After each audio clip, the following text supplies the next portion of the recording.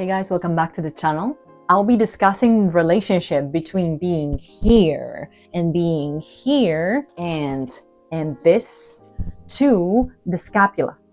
This bone over here, or as we call it commonly, shoulder blade. If you're worried about your posture and your health and maybe your shoulders, this video will cover relevant concepts. The scapula is a triangular shaped bone, one on the right, one on the left. They are part of the shoulder girdle, and that's a combination of your shoulder blade, your humerus, and also the clavicle or collarbone.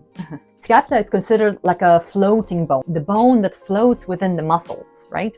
Because really the only connection the scapula has to other bones would be through the acromioclavicular joint, which is the scapula connection to the collarbone, and that's really the only connection from the scapula to the axial skeleton. Now on the outer side, scapula actually has a portion called glenoid and glenoid fossa that is a socket for your shoulder. There will be humeral head, and that's your shoulder joint. Those two work together and are interdependent.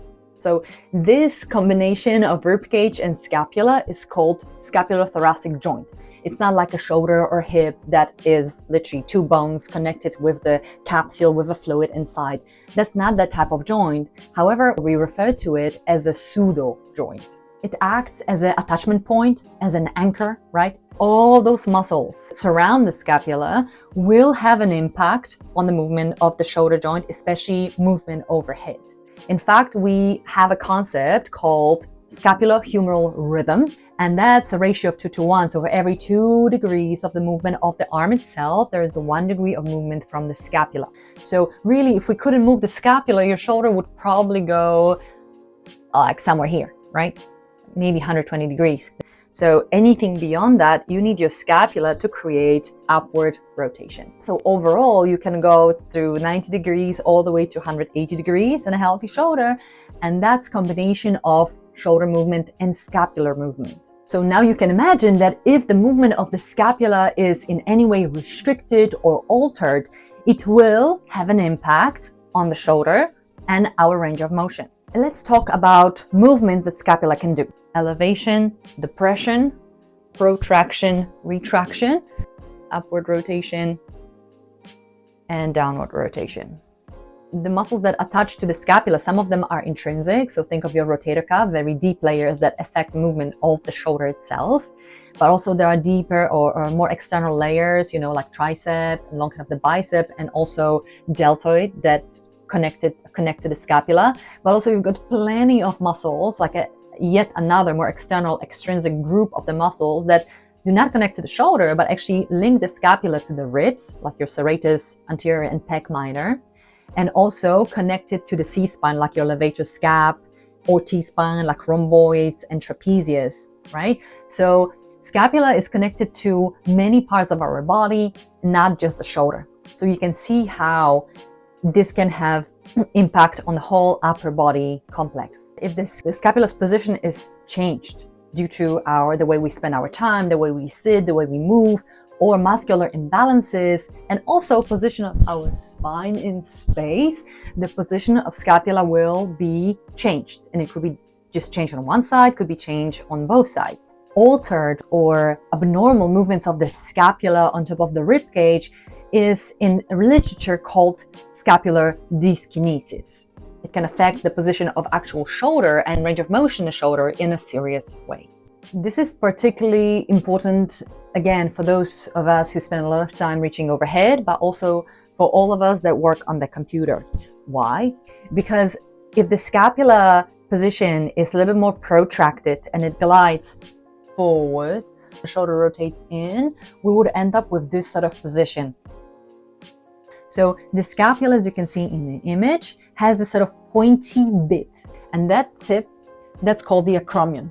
Now below the acromion, you've got humeral head, which is the top of the upper arm bone, right? Top of the humerus. So you've got two structures that are looking that way, right? So now, if this is the view from the side, if the scapula, so the roof, would be altered in any way, it will also affect through musculature position of the shoulder. So if you can imagine, if that would allow quite a decent space, any change in position of the roof and that humeral head would create or diminish the space for structures between those two bones. That diminished space can cause something called as shoulder impingement. Again, it may sound a bit scary, all those orthopedic names. This is just a limited space that can cause symptoms, but it doesn't have to. What happens is that between the acromion and the humeral head, there are structures that when the space is limited, they may be getting more friction, they may be getting some compression. That's what we call impingement. What we've got between is supraspinatus tendon and also bursa. Bursa is a fluid-filled sac that has a goal to prevent friction between the bone and the tendon. Now, again, the space between the acromion and humeral head is actually quite limited when it comes to blood supply. Therefore, it's prone not only prone to injuries, but also the healing of that region is a little bit more difficult, but diminished due to limited blood flow. So if you can imagine, the space is decreased, the friction can cause irritation to the structures and potentially cause inflammation. And that, for instance, inflammation of the bursa is called bursitis.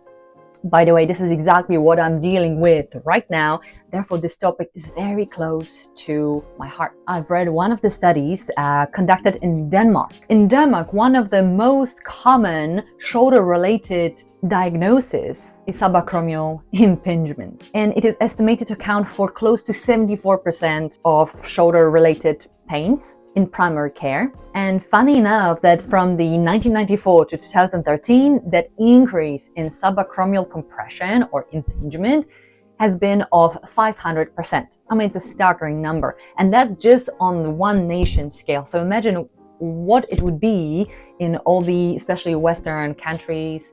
And again, we're not saying that if the space is limited, you will definitely get shoulder pain. However, abnormal movement of the scapula and also problems with the shoulder and the rotator cuff specifically, or would probably predispose you to some discomfort or some irritation or some flare-ups in the future. So in this video, we're obviously trying to focus on prehab, on prevention, so we can save ourselves from ache and discomfort, on pain, because those conditions cause trouble with a lot of daily activities. Frequently, the causes for subacromial impingement could be simply weakened rotator cuff muscles, but also weakened muscles around the scapula, specifically or in mostly serratus anterior and lower trapezius. What can happen with scapular positioning? So if that's your back of your rib cage and your scapula sits on top, the frequent displacement would be for the scapula to tip this way. So the lower border or lower tip of the scapula would like push through the skin a little bit. It would be more visible.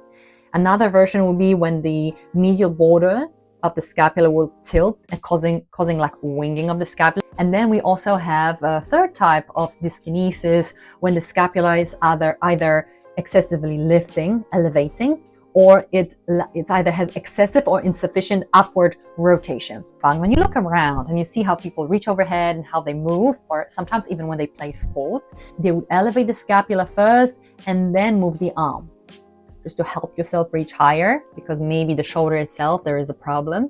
And for some people, since the scapula would not move and the arm would sort of be stuck somewhere here, and then they try to reach higher by moving the thoracic spine.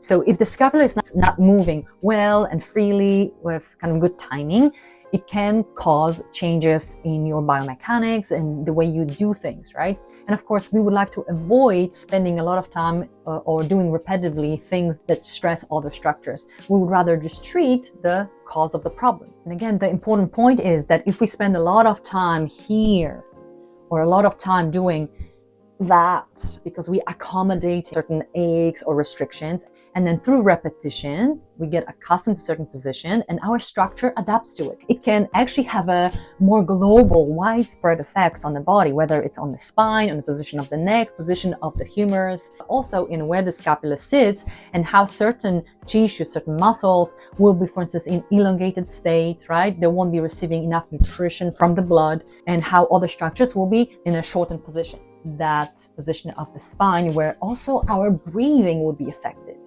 And not only breathing, that would also be the blood flow between the upper structures and lower structures. So knowing what are the risks when scapula doesn't move well, we may as well be proactive and do something about scapular movement well ahead of time, well before we even experience shoulder pain. Now, for those of you who already have shoulder pain, of course, it would be best if you get assessed by manual therapist or osteo or physio. But for those of us who maybe feel a bit of discomfort, or you know that you're predisposed because you know that you spend a lot of time here and you tend to do a lot of stuff overhead, I will show you the comprehensive program or protocol that you can do at home. Those are just few things, very simple, accessible, all level things, and focus on prevention rather than treatment. It's cheaper and it will also save you from experiencing discomfort and pain in the shoulders. Speaking from experience, those are the things that I've discussed with my physio and my consultants, things that I've tried for myself, and I saw what works and what helps, and see which of these drills work for you. Can make sure that serratus anterior, lower trapezius, rotator cuff, it's all working well. At the same time, we probably want to stretch the anterior tissues. Okay, guys, let's start the protocol to improve function of the scapulo-thoracic joint. And let's start with scapular controlled articular rotation. So guys, before we even start loading, you need to make sure that the scapula is moving. And controlled articular rotation are supposed to help you with control of that movement of the scapula on the thoracic wall. So as you can see, we are retracting, elevating, protracting, and then depressing. So my arm is not moving really. And the same here, I'm moving the scapula, not the shoulder or the arm itself. Focus on improving control of your range of motion, increasing range of motion. So just bringing blood flow to those tissues around the shoulder blades. Now let's go to release of the tissues that may hold us back, that may pull that scapula forwards and then rotate the shoulder inwards. So we're trying to, again, externally rotate the shoulder and send it backwards, like into extension. Use a wall. You can add a bit of contraction through the pec, so pushing your hand into the wall for 5 seconds, and then try to deepen the stretch, turning away from the wall. So this is your standing variation. It's a corner stretch. Use the wall. Now, in this variation, use the floor. You can be on the mat and doing exactly same setup, where you're moving the chest, right, the attachments of the pec to the sternum away from the insertion, which is on the humerus, on the arm. Now, going further into the pecs, we're trying to create a stretch. So you see I'm elevated, my spine is elevated. You can also use a bench for this. And we're trying to now not only increase the stretch, but also build strength in the end range position. So my arms are open to the sides, but also wrists are roughly at the level of the ear or higher, maybe level of the temples. And I'm just trying to do a little contraction in the lengthened position of the pecs. So that's why I call them holds or lift-offs. And I'm holding just around 2 kilos in each hand, just little plates. And again, taking deep breath in into a stretch, exhale to lift. And inhale to relax. You can equally just hold that stretch, having the weight of the plates and gravity pulling those arms down. The higher your rib cage and pelvis is, the more stretch you will feel. Now we're moving on to strengthening of the serratus anterior. So we'll be working on the protraction of the scapula. So again, I'm having a roller. Ideally, you would have a very long roller below your spine, tailbone, and head. And that will allow your scapulas to drop and come to the spine, like into a retraction. And then you're pushing those dumbbells with the wrists above the shoulders. You're pushing those dumbbells up to the ceiling. Movement comes from your scapula and scapulo-thoracic joint and not the elbows. Okay, so it's not a chest press. This is just a scapular movement. You want to feel like your shoulder blades are touching the roller as they come together. And then they move as far up and away from the spine as possible.